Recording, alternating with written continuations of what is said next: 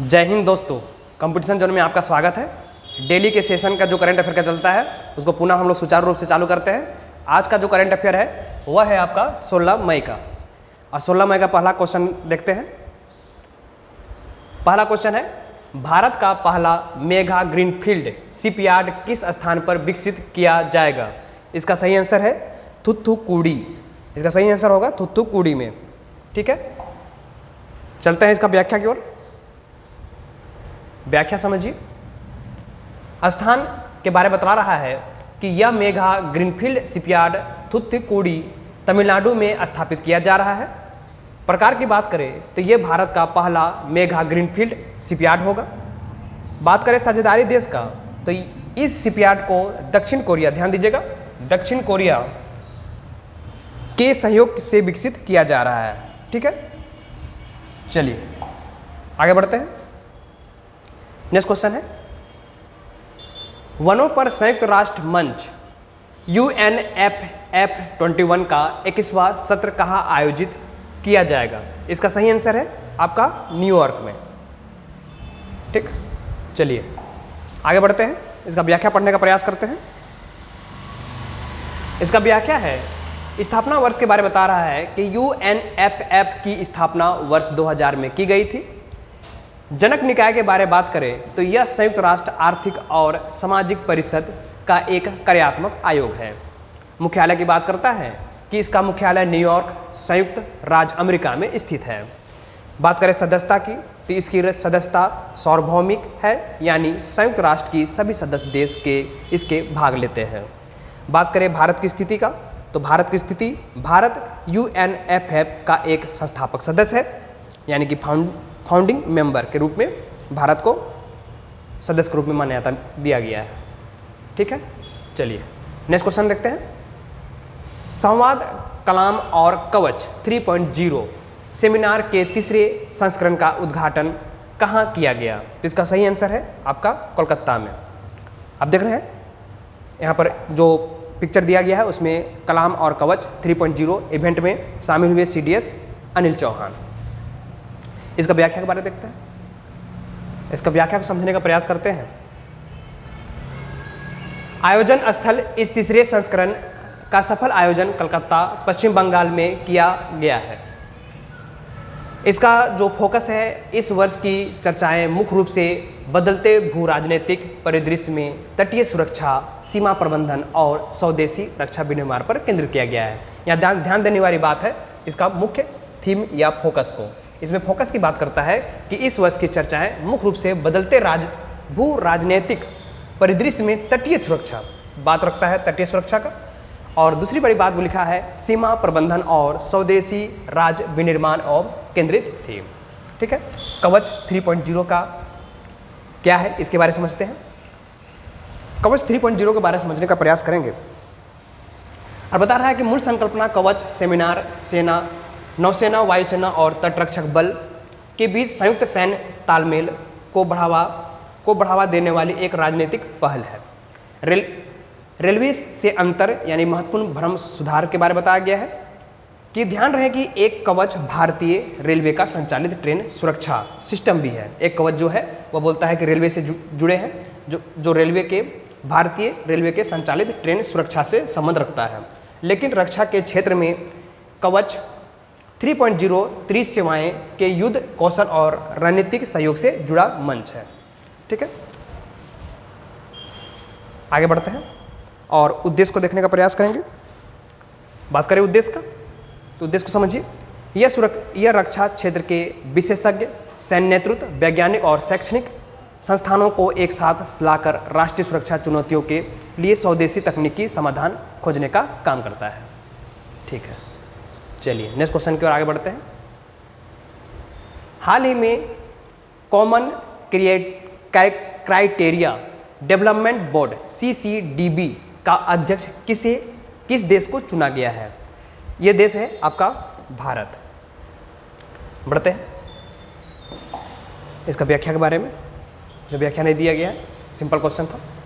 इसके बारे में बताया गया है कि नियुक्ति और कार्यकाल के बारे में बताया जा रहा है कि पदभार जो है भारत को अप्रैल 2026 में से अप्रैल 2028 2 वर्ष के लिए इसे अध्यक्षता के रूप में नियुक्त किया गया है। बात करें बैठक का स्थान के बारे में, तो इस नेतृत्वकारी भूमिका की पुष्टि टोक्यो जापान में आयोजित CCRA की 2026 की पहली तिमाही की बैठक में की गई है। बात करते हैं भारतीय नोडल एजेंसी के बारे में, तो भारत में इसका संचालन इलेक्ट्रॉनिक्स और सूचना प्रौद्योगिकी मंत्रालय और मानकीकरण प्रशिक्षण और गुणवत्ता प्रमाणन यानी कि STQC निर्देशालय द्वारा किया जाता है। ठीक है, चलिए नेक्स्ट क्वेश्चन की ओर बढ़ते हैं। गिफ्ट सिटी गांधीनगर में शाखा खोलने वाला पहला ताइवानी बैंक कौन बना है? इसका सही आंसर है आपका CTBC बैंक। इसके बारे में समझते हैं, बैंक और स्थापना के बारे में। पहला ताइवानी bank CTBC bank Gujarat international finance tech city यानी कि गिफ्ट सिटी में उपस्थित दर्ज कराने वाला ताइवान का पहला बैंक है। भारत में एकमात्र के बारे में बता रहा है कि यह पूरे भारत में शाखा संचालित करने वाला एकमात्र ताइवानी बैंक है। बात करें मुख्यालय का, तो CTBC बैंक का वैश्विक मुख्यालय ताइपे ताइवान में स्थित है। ध्यान दीजिएगा, इसका मुख्यालय जो है ताइपे में है। ठीक, भारत में इतिहास की बात करें तो गिफ्ट सिटी से पहले इस बैंक ने वर्ष 1996 में नई दिल्ली में अपनी पहली भारतीय शाखा खोली थी और ये पिछले 30 वर्षों से भारत, चेन्नई और दिल्ली में काम कर रहा है। ठीक है, चलिए नेक्स्ट क्वेश्चन। चलिए ठीक है, नेक्स्ट क्वेश्चन है, भारत के पहले AI संचालित ऑटोनोमस लड़ाकू विमान काल भैरव, नाम समझिएगा, नाम फेमस है काल भैरव। आप यहाँ पर पिक्चर देख सकते हैं काल भैरव का। काल भैरव का उत्पादन किस देश में किया जा रहा है? तो ये आंसर है आपका, ये उत्पादन होगा पुर्तगाल में। ठीक, चलिए आगे बढ़ते हैं। कंपनी और देशों के बीच साझेदारी के बारे में समझते हैं। डिजाइनर और विकसितकर्ता के बारे में देखते हैं। इसे बेंगलुरु स्थित भारतीय डीप टेक रक्षा startup Flying Wedge Defence and Aerospace ने डिजाइन किया है। उत्पादन करने वाले देश, इसका उत्पादन नोड पुर्तगाल में स्थापित किया गया है। विदेशी विनिर्माण भागीदारी की बात करें तो इसके लिए पुर्तगाल की प्रसिद्ध एरोस्पेस व सिमुलेशन फॉर्म स्केच पिक्सल के साथ समझौता हुआ है। ध्यान दीजिएगा, एक कंपनी है जिसका नाम है एक्सेल पिक्सल। ठीक है, बौद्धिक संपदा की बात करें तो विदेशी विनिर्माण के बावजूद इस लड़ाकू विमान के सभी मुख्य इंटेलेक्चुअल प्रॉपर्टी राइट्स यानी कि भारतीय कंपनी FWDA के पास सुरक्षित है। ठीक है, चलिए नेक्स्ट क्वेश्चन की ओर चलते हैं। नेक्स्ट क्वेश्चन है, भारत में अल्जाइमर रोग के इलाज के लिए लॉन्च की गई देश की पहली दवा का नाम क्या है? तो ये है आपका लेमर्लजी। ध्यान दीजिएगा, एक दवा का नाम है जिसका नाम है लेमर्लजी।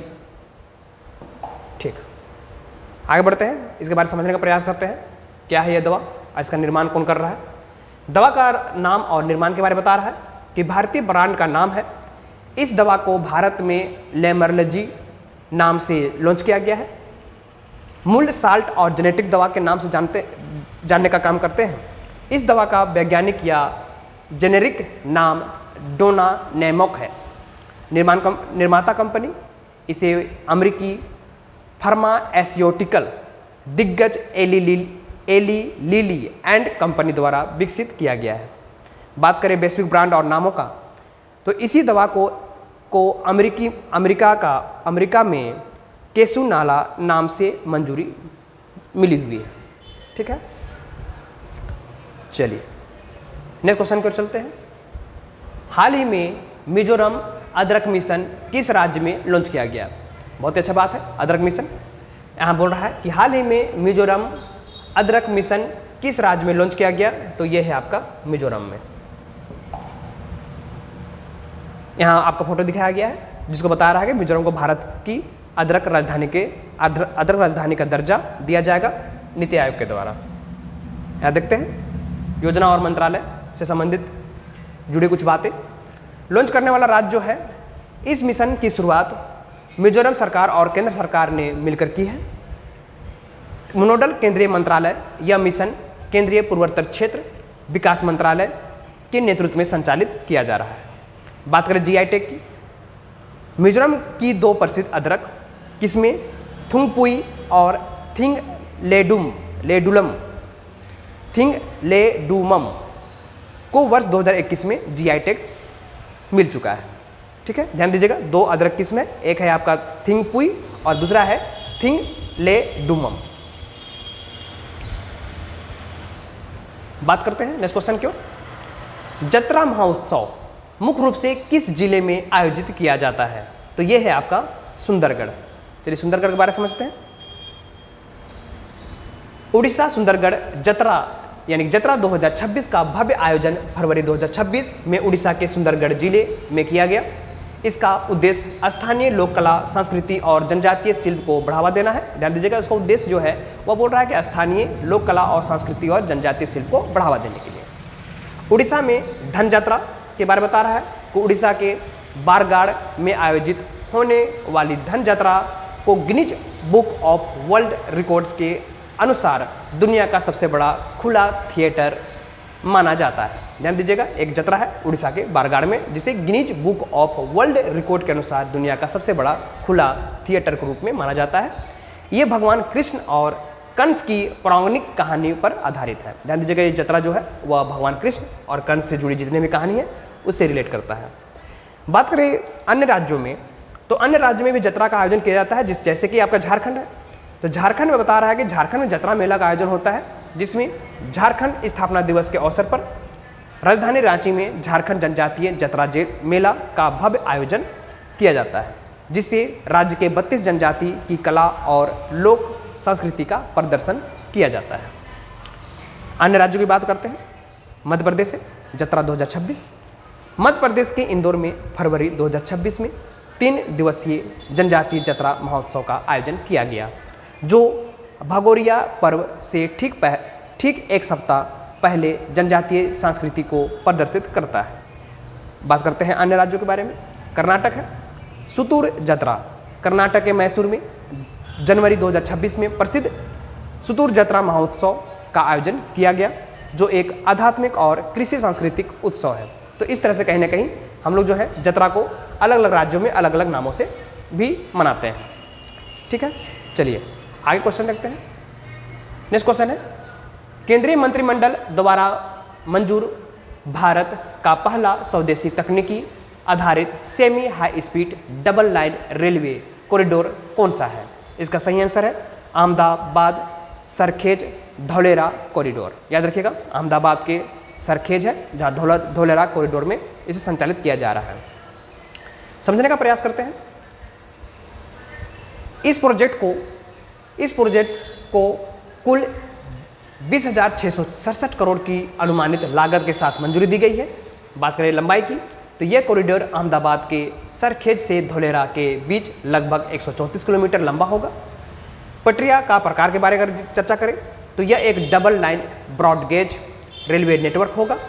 बात करते हैं इसमें स्पीड की, तो इस ट्रैक पर ट्रेनों की अधिकतम डिजाइन स्पीड 220 किलोमीटर प्रति घंटा होगी, जबकि ऑपरेटिंग स्पीड 200 किलोमीटर प्रति घंटा रहेगी। स्टेशन की संख्या की बात करें तो पूरे रेल रूट पर कुल 13 स्टेशन होंगे। बात करें लक्ष्य वर्ष का, तो इस परियोजना को 2030-31 तक पूरा करने का लक्ष्य रखा गया है। ठीक है, नेक्स्ट क्वेश्चन चलते हैं। भारत सरकार ने हाल ही में किस देश से गुजरात के पोरबंदर तक प्रस्तावित middle east India deep water pipeline यानी कि परियोजना को फास्ट ट्रैक करने का निर्णय लिया है? तो यह देश है ओमान। समझते हैं इसके बारे में। प्रस्तावित मार्ग के बारे में बताता है कि यह पाइपलाइन ओमान के रास अल जिफान को सीधे गुजरात के पोरबंदर तट से जोड़ेगी। ध्यान दीजिएगा, रास अल जिफान है जो गुजरात के सीधे पोरबंदर तट से जुड़ेगी। कुल लंबाई की बात करें तो अरब सागर के नीचे बनने वाली इस अंडरसी पाइपलाइन की कुल लंबाई लगभग 2000 किलोमीटर होगी। बात करते हैं अनुमानित बजट का, तो इस विशाल बुनियादी ढांचा परियोजना का कुल बजट लगभग 40,000 करोड़ से 43,000 करोड़ आका गया है। गैस क्षमता की बात करते हैं। इस पाइपलाइन के जरिए प्रतिदिन 31 मिलियन मैट्रिक मानक घन मीटर प्राकृतिक गैस भारत लाई जाएगी। ठीक है। गहरी समुद्री सीमा के बात करते हैं तो यह समुद्र तल से अधिकतम 3,450 मीटर की गहराई तक जाएगी, जो इसे दुनिया की सबसे चुनौतीपूर्ण और गहरी सबसे पाइपलाइनों में से एक बनाई गई है। ठीक है। चलिए नेक्स्ट क्वेश्चन की ओर चलते हैं। भारत का पहला समर्पित मानव हाथी संघर्ष अनुसंधान केंद्र किस राज्य में स्थापित किया गया है? तो वह है आपका झारखंड में। समझते हैं इसके बारे में, केंद्र और संस्थान के बारे में। राज्य और सटीक स्थान के बारे में बता रहा है कि यह देश का पहला अनुसंधान केंद्र झारखंड के पलामू, ध्यान दीजिएगा झारखंड के पलामू टाइगर रिजर्व में स्थापित किया जा रहा है। यह केंद्र पलामू टाइगर रिजर्व क्षेत्र के भीतर पलामू किले और कलमदाह झील के बीच लगभग 20 एकड़ भूमि पर विकसित होगा। बात करते हैं शुरुआती चरण की, तो इस केंद्र में शुरुआत में रिजर्व के 4 पालतू घरेलू हाथियों के व्यवहार और जीवन चक्र का 360 डिग्री अध्ययन किया जाएगा। तकनीकी और अनुसंधान की बात करते हैं तो हाथियों और इंसानों के बीच बढ़ते टकराव को कम करने के लिए वैज्ञानिक समाधान ढूंढने और जनहित को रोकना इसका मुख्य लक्ष्य है। तकनीकी उपकरण की बात करें, तकनीकी उपकरण हाथियों के झुंड की आवाजाही, उनके संचार सिग्नल और तनाव व्यवहार को ट्रैक करने के लिए आर्टिफिशियल इंटेलिजेंस यानी कि AI आधारित प्रणाली और वैज्ञानिक उपकरण का उपयोग किया जाएगा। ठीक है। अध्ययन क्षेत्र की बात करते हैं। शोधकर्ता हाथियों के प्रजनन काल, मौसमी प्रवास, भोजन, पानी की खोज के दौरान होने वाले व्यवहार बदलाव के डेटा को एकत्रित करेंगे। इस तरह का कुछ आपका कहीं ना कहीं विशेष योजनाएं चलाई जा रही हैं।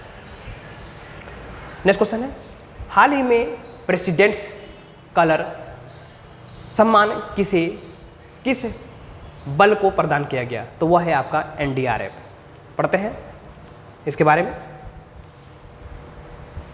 मुख्य अतिथि के रूप में केंद्रीय गृह एवं सहकारिता मंत्री अमित शाह ने इस समारोह का संबोधित किया, उपस्थित थे।